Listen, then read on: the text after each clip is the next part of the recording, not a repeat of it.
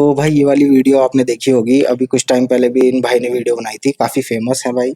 और ये travel videos बनाते हैं। और इनके जो आईआईटी प्रोफेसर है उसके रिगार्डिंग इन्होंने कुछ कंप्लेंट डाली थी कि इनको जो अमाउंट है वो सैंक्शन हुआ था इनके प्रोजेक्ट के लिए, बट जो आईआईटी प्रोफेसर था वो सारी अमाउंट अपने इनके नाम पे और अपने आप सारी की सारी अमाउंट खा गया है, सारा स्कैम किया इतना बड़ा। ठीक है, तो ये बता रहे हैं इन्होंने आरटीआई अभी एक बंदे ने लगाई होगी आरटीआई से पता करने के लिए कि क्या हुआ है उस अमाउंट का। तो इनके नाम पे भाई वो बंदा सारा पैसे खा गया है, कोई एक्शन नहीं हो रहा है अभी तक। तो यही न्यूज़ है कि उस पे प्रोफेसर जो है उन पे कोई एक्शन नहीं हुआ है, कोई इन्वेस्टिगेशन नहीं हुई है। इन्वेस्टिगेशन होनी चाहिए भाई। इस तरह से सभी बच्चों के जो भी प्रोजेक्ट रहते हैं वैसे ऐसे किया जाता है। मैंने ये बहुत होता है। जो प्रोफेसर हैं वो अपने नाम के लिए कि हमारा नाम आ जाए किसी भी अच्छी चीज़ में, उसके लिए क्या करते हैं, बच्चे का पूरा भविष्य खराब कर देते हैं लोग। ऐसे ऐसे प्रोफेसर पड़े हुए हैं और इस पे भाई एक्शन होना चाहिए। रुड़की का ये सारी की सारी न्यूज़ है। जो प्रोफेसर है वो रुड़की के हैं। जो ये बंदा है ये इसने एक अच्छा प्रोजेक्ट अपना बनाया था, बट लालच में स्कैम करने के लिए। और ज़्यादा कुछ रोल भी नहीं था प्रोफेसर का, बट स्टिल उसको अपना नाम चाहिए था उसके प्रोजेक्ट पे, जो कि सब की सारी मेहनत इस भाई की थी। उसके बाद भी उसने अपने लालच की वजह से इसका सारा का सारा प्रोजेक्ट खत्म करवाया। इसने बंदे ने अपने पूरे पैसे लगाए हुए थे उस पे।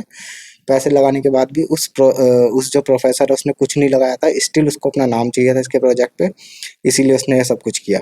अब जो जैसा कि आपको पता है कि उस इंडियन आईआईटी के प्रोफेसर ने कैसे मेरा और पूरे देश का एक काफी बढ़िया प्रोजेक्ट की ऐसी तैसी करी है। उस पे एक अपडेट आया, मेरे किसी फॉलोअर ने उस मुद्दे पे आरटीआई डाली और आरटीआई में जो जवाब आया ना वो वल्ला था। तो जवाब ये आया कि प्रोफेसर साहब पैसा बहुत अच्छे से इस्तेमाल कर रहे हैं। आरटीआई वाले पूछने वाले ने ये लिखना चाहिए था कि जो अनंत मित्तल का नाम था उसके क्रेडिबिलिटी के बिना या उसके प्रोजेक्ट का मेन हिस्सा ना होने के बिना प्रोजेक्ट वैलिडेट किस बेसिस पे किया गया। अब ये मुद्दा मैं क्यों उठा रहा हूँ मैं बताता हूँ, क्योंकि हमारे जो प्रधानमंत्री जी हैं उन्होंने इसी हफ्ते काफी सेंसिटिव मुद्दे पे बात करी कि सोना मत खरीदो। क्यों? क्योंकि सोना हमें इंपोर्ट करना पड़ता है जिसमें देश की बैंड बज रही है, हमें विदेशी मुद्रा खर्च करनी पड़ रही है सोना खरीदने के लिए। मैं बोलता हूँ गधो, मैंने तो पूरा मेथड दिया था।